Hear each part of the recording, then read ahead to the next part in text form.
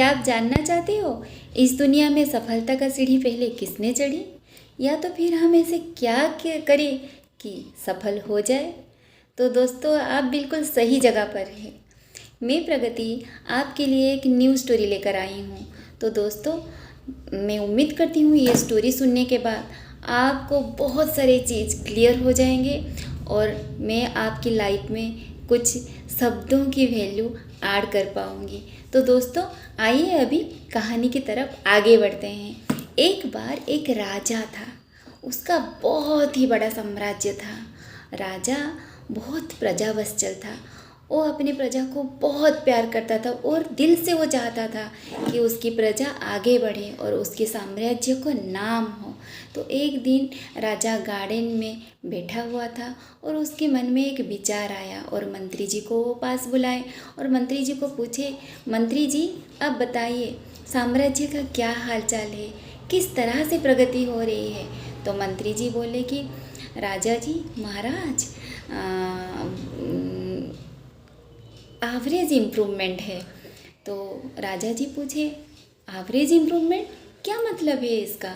तो मंत्री जी बोले कि महाराज जो लोग प्रगतिशील है वो तो प्रगति कर ही रहे हैं, लेकिन जो लोग आज तक कुछ कर नहीं पाए हैं वो प्रगति करने की या तो फिर आगे बढ़ने की रास्ता ढूंढ रहे हैं। तो राजा जी बड़े ही उदास हुए और बोले, हमारे साम्राज्य में भी ऐसे लोग हैं जो आज तक कुछ नहीं किए हैं। तो मंत्री जी ये तो बहुत ही विषाद विचार है। तो आप एक काम करिए, इसकी मार्ग ढूंढिए, प्रगतिशील होने की मार्ग ढूंढिए, कैसे लोग सफल हो पाए। तो मंत्री जी बोले, ठीक है महाराज। तो जाकर वो अपनी मंत्री परिषदों से बात किए। तो मंत्री परिषद विद्वानों से बात किए। तो अगले दिन विद्वान आ गए, बहुत सारे मोटे मोटे ग्रंथ, पोथियाँ, बुक्स वगैरह लेकर। तो मंत्री जी जाकर राजा से पूछे कि बहुत सारे विद्वान आए हैं हमारे साम्राज्य के। तो राजा जी बोले, विद्वान आए हैं क्यों? तो कि बहुत सारे पोथी और ग्रंथ लेकर आए हैं कि लोग कैसे प्रगति हो पाए। तो राजा जी बोले, नहीं नहीं नहीं नहीं, मुझे ये नहीं चाहिए कि इतने सारे ग्रंथ पढ़े, साधारण जनता इतने बड़े बड़े पोथियाँ नहीं पढ़ेंगे। मुझे एक सरल भाषा में एक ही सेंटेंस का हो जो ही साधारण शब्दों में समझा जा सके कि कैसे सफलता प्राप्त की जा सके।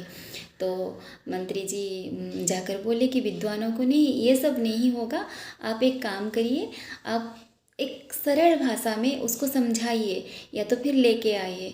और फिर मंत्री जी राजा जी के पास गए और महाराज ने उन्हें बोले कि देखो मंत्री जी, आप एक काम करिए, सारे साम्राज्य में आप एक इश्तहार दे दीजिए कि जो भी कोई प्रगतिशील होने का राज या तो प्रगति कैसे किया जाए या तो फिर सफलता कैसे पाया जाए, उसका अगर एक सरल भाषा में उत्तर दे दे तो मैं उसको पुरस्कृत करूँगा। तो मंत्री जी वही किए। अगले दिन सारे राज्य में इश्तहार फैला दिए और सारे विद्वान आए, फिर से विद्वान आए, लेकिन राजा जी को वो भी पसंद नहीं आया। और उन्हीं के साम्राज्य में एक छोटा सा गांव था। उस छोटे से गांव में एक व्यक्ति था जिसका नाम था मौजराम। वो मौज में हमेशा बैठा रहता था। प्रोफेशन में वो एक भृत्य था, लेकिन जब वो राजा जी का इश्तहार पढ़ा तो उसको मन ही मन में बहुत हंसी आया और वो मन में विचार किया कि क्यों न जाकर राजा जी को मिल आए, एक मौका भी मिल जाएगा और अपना विचार भी वो साझा कर देगा। तो राजमहल की तरफ चलते पड़ा और मंत्री जी से जाकर मिला। तभी मंत्री जी थोड़ा सा आश्चर्य हुए कि ये भृत्य आया है, ये देगा सलाह राजा जी को, लेकिन क्या करे, राजा जी का वो निर्देश था। तो फिर मंत्री जी जाकर राजा जी को मिले और बोले कि मौजराम आया है, और मौजराम को महल की तरफ लेकर गए, राजा जी से मिलाए। और राजा जी बोले कि बोलिए मौजराम, आप क्या कहना चाहते हो? तो मौजराम बोले कि मेरे पास इसका आंसर है राजा जी, लेकिन मैं आपके कान में कहूँगा। तो फिर राजा जी बोले, ठीक है, आइए मेरे कान में बताइए।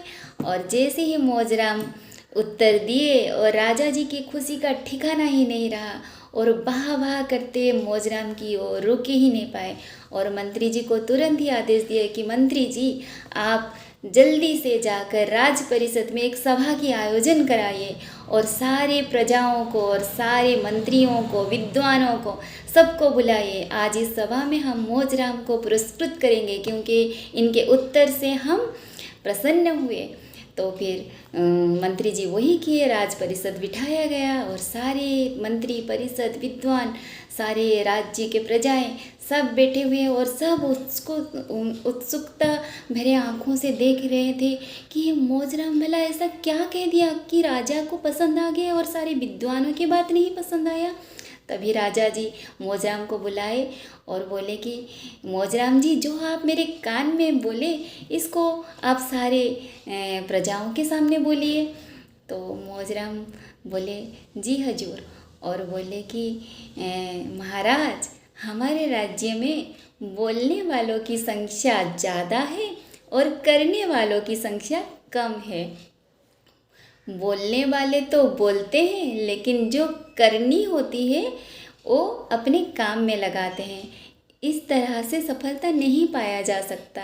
जब आप बोलेंगे तो करके भी दिखाइए। तो दोस्तों मैं उम्मीद करती हूँ इस कहानी से आपको बहुत कुछ सीख मिली होगी क्योंकि अगर हम खाली बोलते रहेंगे तो कुछ होने वाला नहीं है। अगर हम अपनी करनी में भी करके दिखाएंगे हो सकता है हमें सफलता बहुत जल्दी मिल जाए। तो दोस्तों मैं उम्मीद करती हूँ आपको ये स्टोरी बहुत पसंद आया होगा।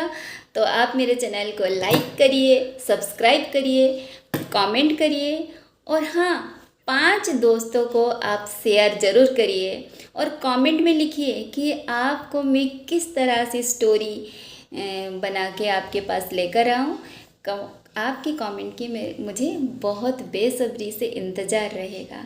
तब तक के लिए बाय बाय।